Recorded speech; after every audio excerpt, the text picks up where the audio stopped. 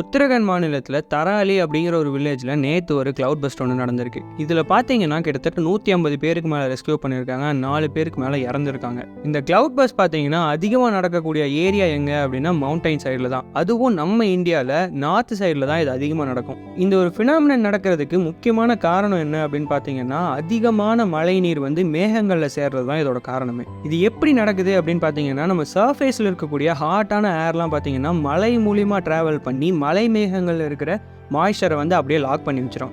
அப்படி சேர்ந்திருக்க மழைநீர் எல்லாமே மேகங்களில் லாக் ஆகி நின்றோம். அப்போது இந்த மலை மூலிமா ட்ராவல் ஆகிட்டு இருக்க ஏர் வந்து சடனாக நின்றுச்சு அப்படிங்கிற பட்சத்தில் ஒட்டு மொத்தமாக அந்த மலை மேகம் வெடிக்கிறதுக்கு வாய்ப்பு இருக்குது. இப்போ ஒரு எக்ஸாம்பிளுக்கு பார்த்தீங்கன்னா இப்போ நம்ம ஒரு பலூனில் நம்ம தண்ணியை ஃபில் பண்ணி வைக்கிறோம் அப்படிங்கிற பட்சத்தில் சின்னதாக ஒரு டேமேஜ் ஆச்சுன்னா என்டையர் பலூனும் வெடிச்சிடும் இல்லையா?